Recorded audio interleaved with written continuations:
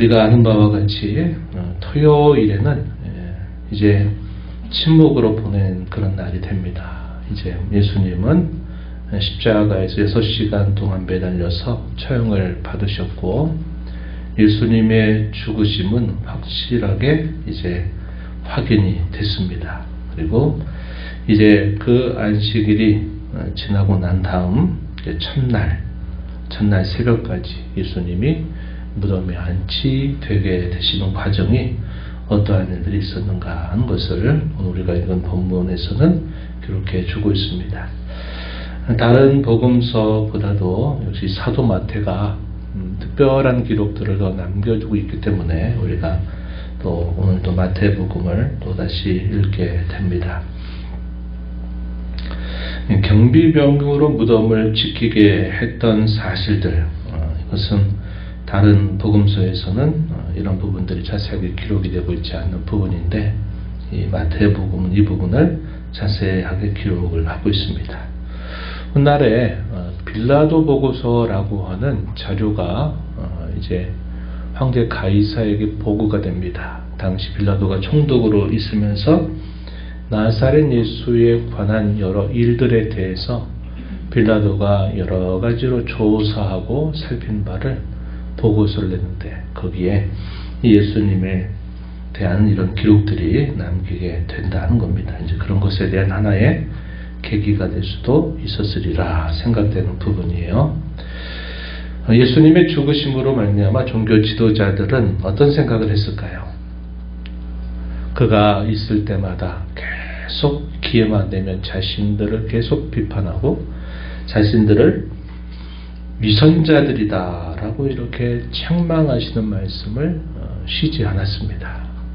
자신들이 오랜 세월 동안 싸워왔던 이 유대 종교의 가장 밑둥을 허물어 버리는 그런 사람이 바로 이 나사렛 예수였어요. 그래서 이 나사렛 예수를 어떻게든지 이번에 처형하자라는 그런 음모를 꾸몄고, 그 일을 매우 치밀하게 준비해서 돈으로 또 매수하고, 그래서 예수님을 처형하는 일을 성공하게 됩니다. 그래서 예수님의 이 죽음을 지켜보는 그들은 여러 가지 안도의 한숨을 내쉬었을 겁니다. 이제 그의 죽음을 통해서 자신들이 오랜 세월 동안 싸웠던 종교의 근간을 더 이상 건들 사람이 없게 된 것이고, 예수라고 하는 사람에 대한 온 백성들의 기대도 이제는 그의 죽음과 함께 모든 것이 다 끝나버린 것으로 받아들여졌습니다. 더더군다나 이 예수님이 처형된 그 십자가의 형태는 당시의 이 로마법에 따라서도 참 흉악범이 아니면 그렇게 처형하지를 않는 형벌이었고, 더더군다나 유대인들의 율법을 통해서 봤을 때 그 나무에 달려 죽은 죽음이라고 하는 것은 그냥 일상적인 죽음이 아니라 그것은 저주를 받아서, 하나님께 저주를 받아서 죽었던 죽음으로 간주되는 일이었습니다. 일상적으로, 통상적으로 생각할 때 메시아라고 하는 그 사람이, 또 예루살렘의 환호를 받고 호산나 호산나 다윗의 자손이여 한껏 기를 받았던 그 예수라고 하는 사람이 메시아라고 말하면서 그가 나무에 달려서 저주를 받아 죽었다. 이것은 누가 봐도 그를 메시아로 더 이상 받아들이기 어렵게 만드는 이유가 될 수 있었습니다. 그래서 이게 아니었구나. 우리는 그가 예루살렘에 올라갈 때 이제 우리가 바랐던 모든 것들이 다 이제는 이루어지게 되는 일이 코앞에 왔구나 하는 생각을 하고 한껏 기대를 하면서, 그가 예루살렘으로 오르시고 난 이후로부터 하루하루 성전에 들어오셨을 때 그가 하는 한마디 한마디, 또 그가 행하는 하나하나의 행동들을 다 유심하게 지켜봤을 겁니다. 그리고 자신들의 기대는 그가 이제 무슨 일을 하는가를 기대했던 건데, 예수께서 와서 하는 일들을 보니까 자신들의 기대와는 너무나 다른 행보를 걸어가고 있었던 것이었어요.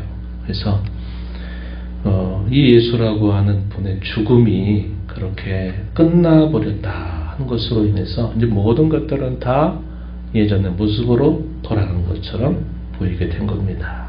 그런데 예수님은 누차 어떤 말씀하셨어요?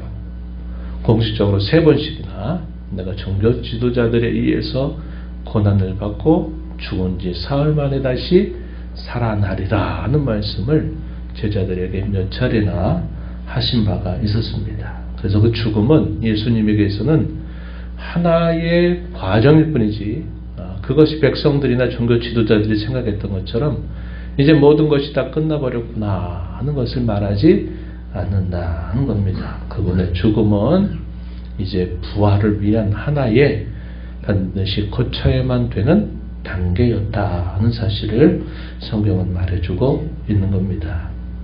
그래서 죽음은 끝이 아니라 죽음으로부터 또 다른 새로운 것이 시작되기를 기다리고 있는 그러한 시간이었다 하는 겁니다. 그래서 반격을 기다리고 있는 침묵, 이런 느낌을 오늘 말씀은 우리에게 보여주고 있다 하는 것이죠.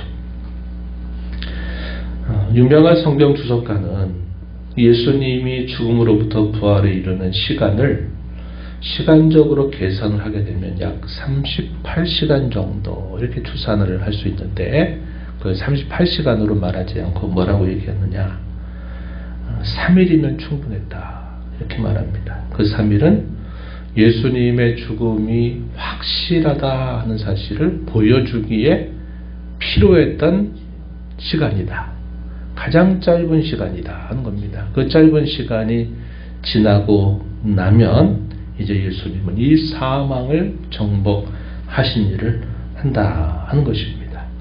그래서 우리가 이 땅에 사는 동안 우리가 이 신앙 때문에 당하는 시련과 어려움들도, 이 고난이라고 하는 것도 우리에게 부활의 영광에 참여하게 하는데 우리가 기다릴 짧은 시간에 지나지 않는다 하는 것을 우리는 적용할 수 있다 하는 것입니다. 그 필요했던 시간은 예수님의 죽음이 확실하다 하는 사실이었고, 예수님의 죽으심은 주께서 선지자를 통해서도 말씀하셨고 친히 말씀하신 것처럼 자기 백성들의 죄값이 완전히 치러졌다, 속량이 되었다라는 사실을 보여주는 확고한 사실이 되는 겁니다. 그래서 그분의 죽음을 통해서 우리는 무엇을 보느냐, 우리의 죄의 죽음을 보게 되는 것이고, 그분의 부활을 통해서 우리가 다시 살아남을 보게 된다고 하는 것입니다. 그래서 이 주님의 죽으심은 단순한 그분만의 죽음이 아니라 바로 우리의 모든 죄와 허물이 다 죽게 되는 그 순간이다. 어떠한 죄, 또 어떠한 죄에 대한 고발이 우리를 아무리 고소한다 하더라도 더 이상 요구할 수 없는 충분한 일을 예수님은 이 죽음을 통해서 다 치러주셨다 하는 것을 우리에게 보여주고 있다 하는 겁니다. 물론 이러한 깨달음은 당시의 제자들도 몰랐고 어느 누구도 알지 못했습니다. 우리는 이 기록된 성경을 전체를 통해서 우리는 이 사실을 우리는 확고하게 알고서 이 사실을 주목하게 되는 것이죠.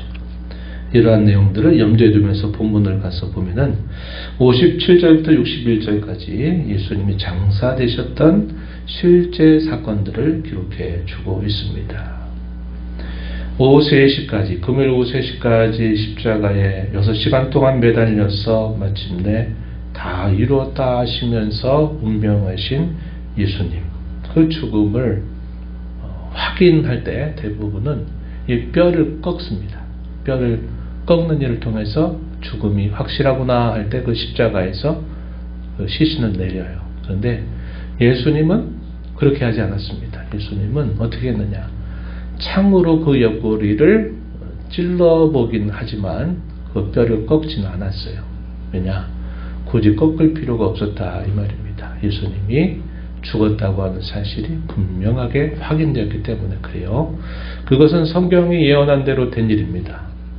모든 십자가에 달려있는 사람들은 다 뼈를 꺾는 일을 통해서 그의 죽음을 확인하고 시신을 그 십자가 아래로 내리고 제대로 장사도 치르지 않습니다. 그냥 그 언덕 뒤로 그 시신들을 이렇게 몰아놓으면 시간 속에서 부패하고 이제 그렇게 가는 거예요. 장사할 가치가 없다 이렇게 보는 겁니다. 그런데 예수님은 성경에 예언한 대로 뼈를 꺾는 일이 없이 그 죽음이 확실하게 확인됐고, 또 그때 우리가 잘 아는 대로 부자 아리마대 사람 요셉이 이 빌라도를 찾아가서 그 예수님의 시신을 자신에게 달라고 요구한 겁니다. 당시에 그 상황으로서는 그렇게 하지 않는 일이었어요. 그런데 이 아리마대 사람 요셉은 예수님의 시신을 자기에게 달라고 요구하는데, 마가복음에서 뭐라고 표현했느냐, 이 사람은 존경받는 사내들인의 공회원이다 이렇게 말했고, 하나님의 나라를 기다리는 사람이다 이렇게 말했습니다. 전날에 불법적인 이 사내들인 재판을 할 때 이 아리마대 사람 요셉은 이것이 엄밀하게 불법이다, 이럴 수 없는 일이라는 사실을 분명히 알고 그 일에 동조하지 않았을 겁니다. 그 사람이 찾아간 거예요. 마가복음에서 뭐라고 말했냐면 당돌하게 요구했다. 용기를 가지고 마치 당연하게 할 수 있는 권리처럼 예수님의 시신을 요구했다 이렇게 표현을 했습니다. 또 그 일들을 빌라도가 그냥 내둘 리 없죠. 그 죽음을 또다시 분명하게 확인을 하고서는 좋다, 그러면 그 시신을 가져가라 하고 내준 것이다 하는 겁니다. 백부장을 통해서 그가 실제로 죽었는가를 또다시 확인하게 하고 난 다음에 그 시신을 내어주게 된 것이죠. 그리고 그 자리에 또 함께했던 사람이 있습니다. 누구냐? 요한복음 13장에 보게 되면 역시 이 사람도 바리새인이죠.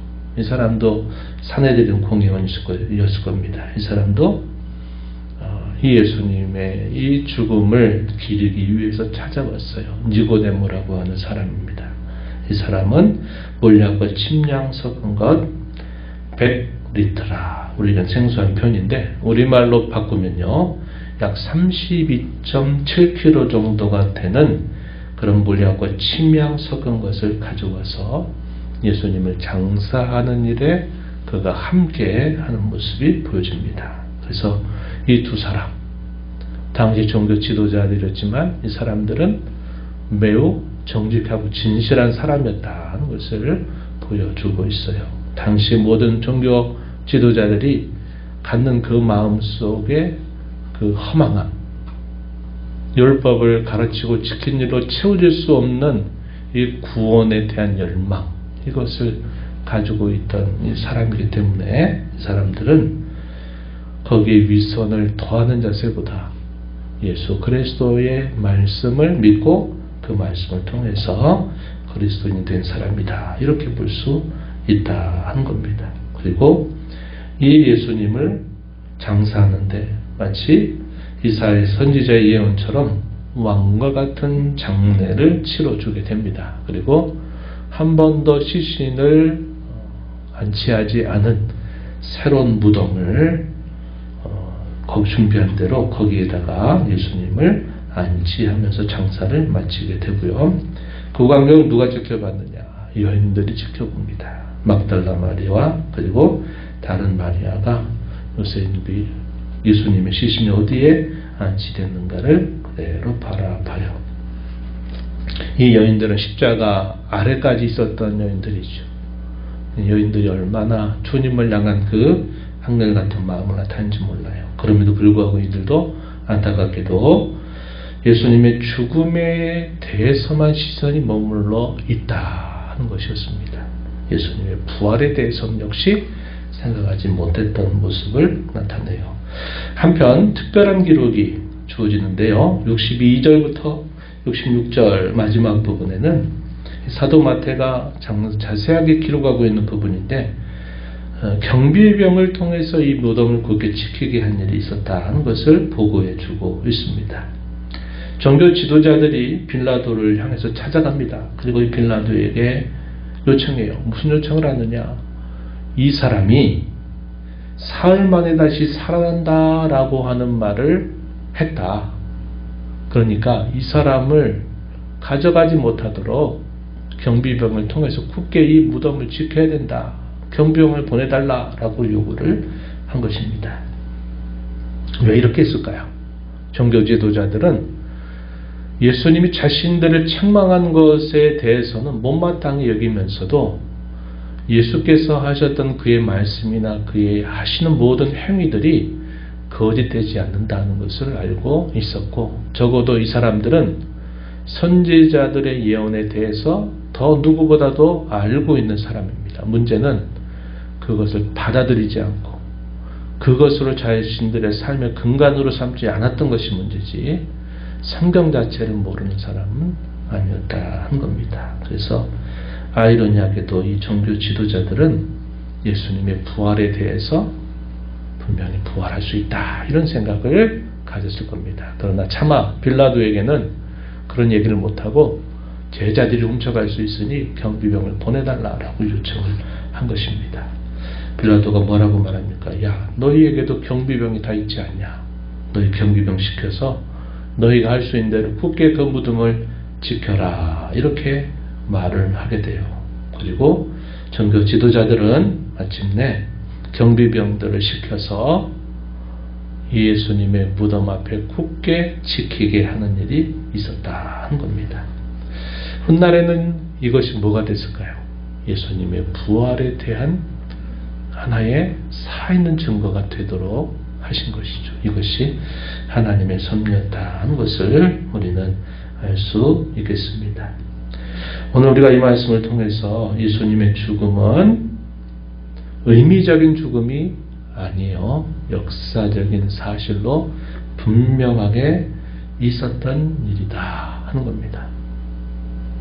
적지 않은 사람들이 이 철학적인 사고를 가지고 예수님은 실제로 죽었다 부활한 게 아니라 그것은 실존적으로 혹은 그것은 의미적으로 죽었다고 말하는 거지, 어떻게 죽은 사람이 다시 살아나냐, 그것은 하나의 신앙을 위해서 꾸며낸 이야기다 이렇게 말하면서 그걸 신화로 만들어버려요. 그러면서 그런 신화는 벗겨내야 된다. 그런 중요한 것은 의미다. 의미. 이렇게 말했어요. 어떤 의미가 확고한 역사적 사실에 근거하지 않으면 그 의미는 더 이상 오래가지 못하게 돼 있어요. 소위 비신화화해야 된다 이런 말을 주장한 겁니다. 그러나 성경은 그렇게 말하지 않아요.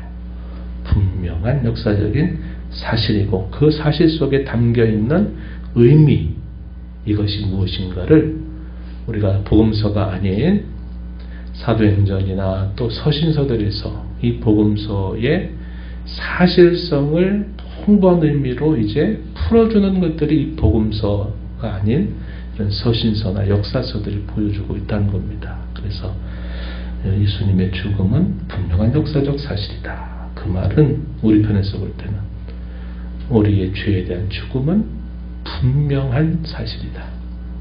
우리의 모든 죄값은 완벽하게 그분으로 말미암아 치러졌다.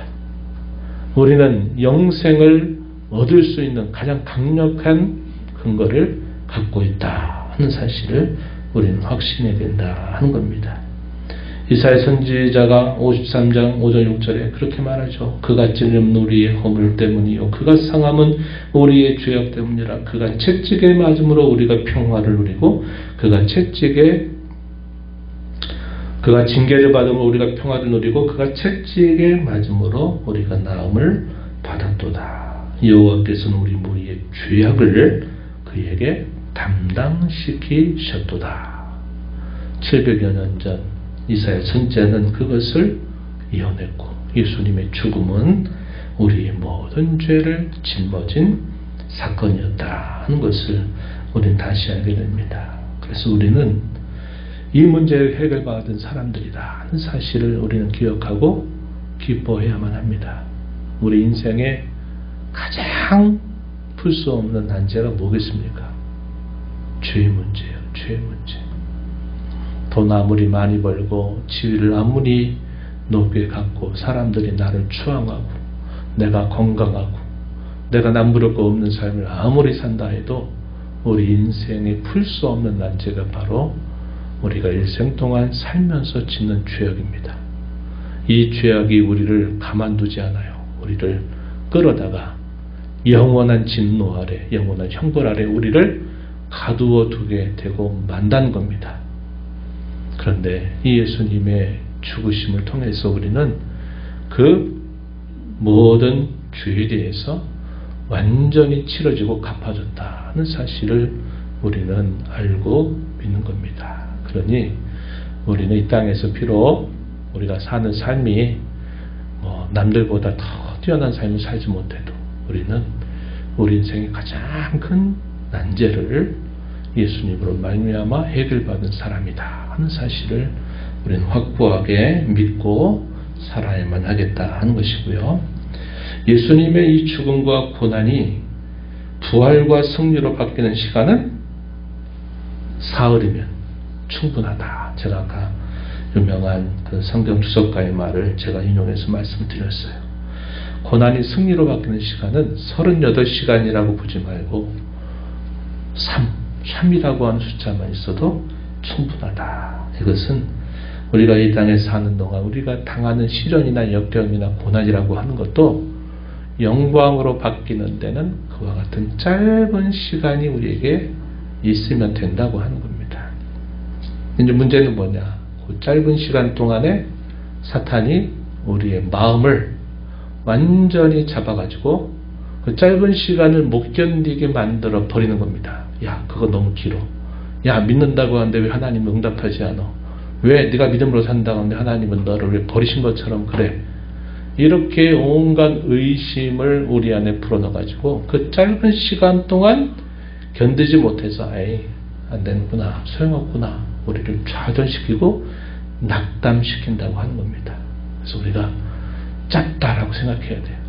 우리의 인생은 마치 밤의 한 경점과 같이 짧다, 이런 생각을 하고 우리의 이 고난과 어려움이 승리와 영광으로 바뀌는 그 짧은 시간 동안 사탄의 온갖 괴계를 우리가 믿음으로 맞서서 그것을 이겨내는 그런 신앙의 걸음을 걸어가는 저와 여러분이 되어야겠다 하는 것입니다. 이제 내일이면 주님의 부활을 우리가 다시 기념하고 함께 기뻐하게 될 것입니다. 주님의 죽으심을 다시 한번 오늘도 묵상하면서 내가 내 모든 죄가 죽었구나, 내 모든 죄의 문제가 해결됐구나 하는 그 기쁨과 또 감사와 감격을 가지고 또 이 하루를 주와 함께 살아가게 되기를 진심으로 축원합니다.